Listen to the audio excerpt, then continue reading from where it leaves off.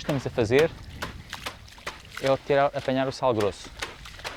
É o sal que se forma por precipitação e que está no fundo do talho.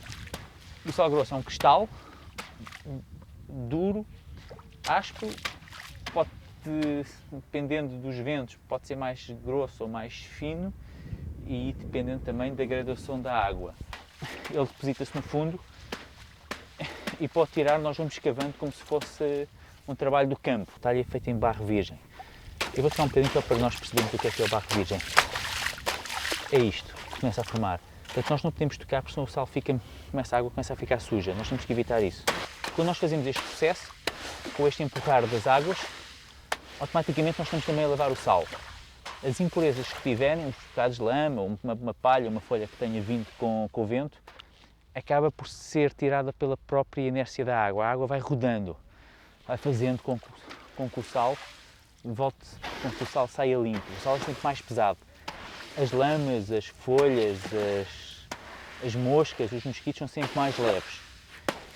O que nós tentamos fazer é trabalhar em equipa. Geralmente somos duas pessoas e vamos fazendo com que um vai picando, o outro vai rodando e vamos puxando em conjunto, ou seja, facilitamos o trabalho e torna-se mais fácil.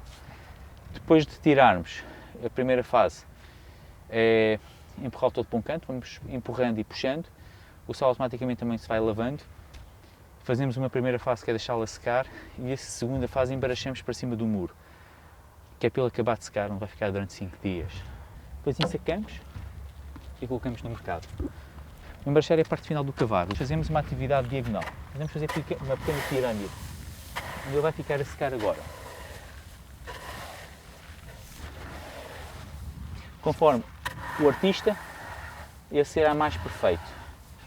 É aqui que se vê a arte do salineiro. Essa é a nossa flor de sal. São todos estes cristais que estão boiando e que estão flutuando. Isto é como se fosse o leite. Vamos imaginar um fervedor, pomos o leite a ferver e ele vai aquecendo. E a nossa temperatura do ar mantém-se igual. Essa nata só se forma porque há uma diferença térmica entre o líquido e o ar. Do que nós queremos que haja essa diferença térmica entre uma coisa e outra. Acontece sempre ao final do dia e de manhã, desde que estejam reunidas as condições ideais. Sol e um bocadinho de vento. O sol implica que haja dias secos. É claro que se houver dias nublados, também há flor de sal. A qualidade é que vai variando. E nós aqui temos estado a apanhar uma flor de sal fantástica, que parecem umas borboletas. E hoje, como o tempo esteve úmido, conseguimos ver o que é aquilo que nós não queremos apanhar. Que é exatamente esta. Vamos pensar na neve, uma neve empapada. Isto é uma neve empapada. Não há cristais, é uma farinha. Nós pomos aqui depois a flor de sal, que é para ela escorrer.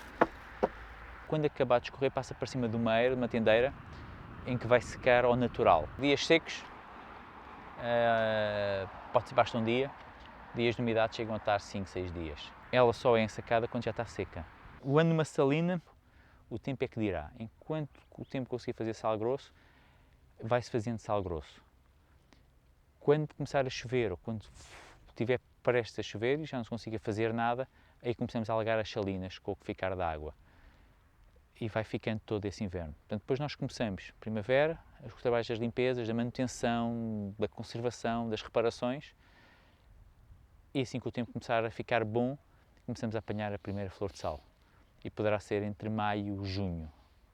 Mas nós dependemos da natureza. Se chover, nós paramos de trabalhar. Se estiver demasiado úmido, nós não trabalhamos.